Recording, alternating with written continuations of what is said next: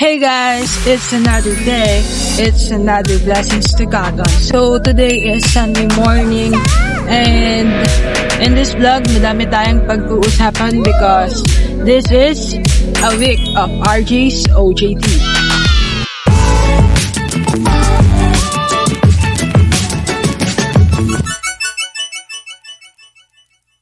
Ayan, to begin with, I just want to shout out our director, Nathan Flores, for inspiring me to do this content kasi the first time I shared to them na I got accepted to the job to the OJT that I am looking for, sabi niya next content ko daw sana is a day in a life as an intern. But I've tried, dumaan siya sa isip ko guys kung mag-vlog ba ako, but it's my first week and I don't want to ruin my introduction to them. So I tried to at least compose myself in this vlog na mapapanood nyo ngayon kung ano nga ba nangyari sa isang linggo. Sabihin na natin, isang linggo pagiging student intern ng isang RJ Ganeshan na rin bang pedok. So, let's get it on! Alam ko, nag-expect kayo kung ano yung isi-share ko sa inyo sa vlog na to. But I just want to be subtle in this vlog and I just want to share my personal experiences and I hope you will enjoy me sharing. Sabihin na natin, nag-aano na naman tong lalaking to. The term ni Nildon, hoy, shoutout sa'yo, Dil Vivas. Bago na pangalan mo sa Facebook, Wow, shoutout siya. Ayun.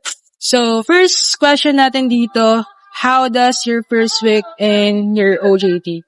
So, if I'm gonna share what has been my first week, it's been, really, ano bang pwedeng words, adjectives, penge. Kasi hindi ko siya masabi sa adjective kasi, alam mo yun, first time, hindi naman first time magtrabaho, but the feeling is, nasa industry ka na and then you will be working alongside with mga professionals. And, minsan nga, I just have this mannerism na tatawagin ko silang tita, tito, ate, kuya, but, I am always saying to me that I always use Miss, Mister, in the workplace.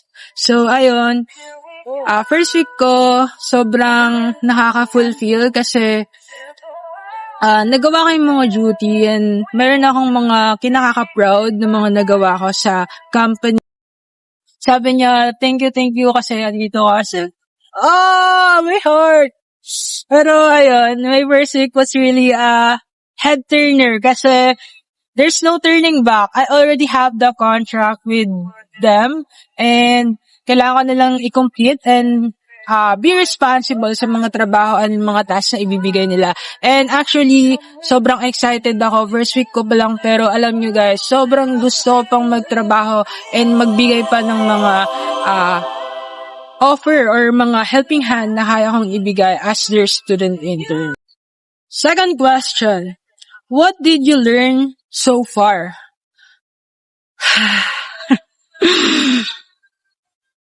This smile should answer all of it. Marami akong natutunan, guys. Exactly what you guys thinking. Alam nyo kung gaano kakulit tong RJ na nasa harap nyo ngayon. Sobrang out of the world, ang daming ginagawa ni RJ, ang daming gusto niya sa buhay niya. Pero, alam niyo yun guys, every day is a new beginning, every day is a learning. Every day, pwede kang matuto ng mga bago.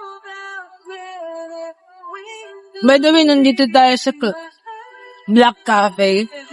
Nandito tayo Sunday morning sa Mall of Asia and then, the seaside is open, so I grabbed the opportunity kasi malapit lang ako dito. By the way, galing ako sa event ng sa Admire Restaurant sa Parkal. So, I've been there kung makikita niyo ako. Thank you for smiling with me. And, ayun, sarap ng biscuit nila guys. This is a must try. Uy, hindi ako nag-advertise lang ng Black Cafe ha. Sarap legit kasi I remember someone na may favorite ng Biscop and then I ordered him, lalaki siya, tropa ko. I ordered him a Biscop and then he was like, sayang daw yung pera namin, guys. Pero, this one,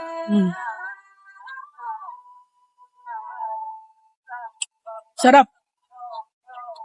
May kalasa siya no? Biscop is like graham crackers, right? Ayun, ang galing. Ang sarap.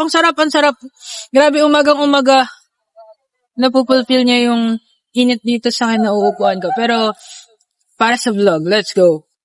Ayun. So, what did you learn so far? Ayun nga, sabi ko, sinabi mo. Sabi ko, sobrang dami kong natutunan even in my first week. And, ang pinaka tumatak sa akin is, don't think yourself just as a student intern, but a part of them. You don't need to say to all the people na around you na may working with na student intern ka, ganto ka lang, ganyan. So, sabi niya sa akin na, you don't need to say na student intern ka lang, but be it. You're part of us. So, if tinanong kung anong position mo, tsaka mo lang sabihin nila. Ayun yung pinaka natutunan ko as a first week ko sa student intern na hindi naman pala kailangan na mag-introduce ka as a student intern. Ayun, sabi ko mabilis lang tong vlog na to kasi gusto ko lang talaga before I magpahinga ngayong Sunday, like it's like kind of been like 9 a.m. here and gusto ko mag-edit mga pag-uwi ko sa bahay, mga 12 ganon, para meron akong 1 to 3 p.m. na nag-edit ako ng vlog. Tapos, upload ko siya ulit. Sabihin natin, kapag natapos ko, same as last Sunday, 10 p.m. But, I'm trying to be, active. Kasi, grabe guys, sobrang thank you, sobrang na-appreciate ko yung feedback nyo from the last vlog, last Sunday na mag-content like weekly. And I'm trying my best to do sometime kasi na-enjoy ko talaga mag-entertain and mag-share ng thoughts ko kasi even me as a person, tinitignan ko na kung ano yung mga nagawa ko kasi alam mo yun, kapag nag-share ako sa mga ganito, in front of the vlog or in front of the camera, even I'm not uploading it, I'm just feeling myself and may ganito pala akong side, hindi ko alam na ganito pala ako kapag nagsasalita, ganito pala yung mannerism ko, may ganyan pala akong emotions kapag ayot. So, I'm liking it to be here on my social media and for you guys to watch. Para may naman papanood kayo dyan sa mga and para ma-enjoy nyo rin naman yung time with me. And let's go to our third question. So, what do you look forward in the future? Ang dami kong nilook forward, like mga projects and mga works and matutunan. But siguro to make the short or to cut the short story short, to make it short, expectation naman, di ba? Hindi naman kailangan siguro ang nilolook forward ko lang, meron pa ako nito. Ayun, sakto, may pruweba ko guys. Ang pruweba ko guys, and ini-expect ko sa future is more chocolates. Sana dumami pa yung chocolate tissue sa table niya. Then kukuha lang ako ng kukuha doon guys. Like, it's only on chocolates. Kasi knowing me guys, I've been bipolar but I've been like liking sweets and I like chocolates a lot. And kahit pinagbabawal siya sa akin, hindi naman pinagbabawal but may limitation. Pero I really love eating chocolates kasi iba yung binibigay ng pagkain mo ng isang chocolates no? Who would not love chocolates? Anyway, but ayun, ini-expect ko na grabe expectation to RJ nanonood yung ayun, sana dumami pa yung dumating na chocolates in my 500 hours stay in my OJT as a student intern. Ayan, so ayun, I think, ayun lang naman for my a week of RGOGT update. And I will be posting on my social media sa mga stories ko. And ayun, so plus bear with me kapag makikita niyo ako sa story kung sobrang OA, kung oversharer na tong taong to. But I do love sharing all of those. It's been hindi ko siya ginagawa for their sake, but I'm doing it for myself and to update the people with I love the most. And ayun, mga friends ko, bakit ba? Bawal ba? Ayun, so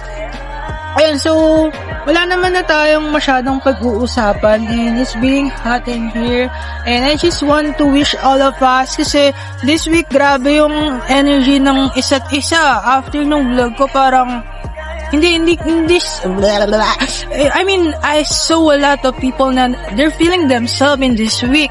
So I'm gonna congratulate all of you for being and achieving this week. I'm so proud of you all and keep the energy radiating, okay? Once again, this is RJ Kanishan Dirimbang Pedang signing off. Peace out. Thank you for watching. Bye-bye. Subscribe.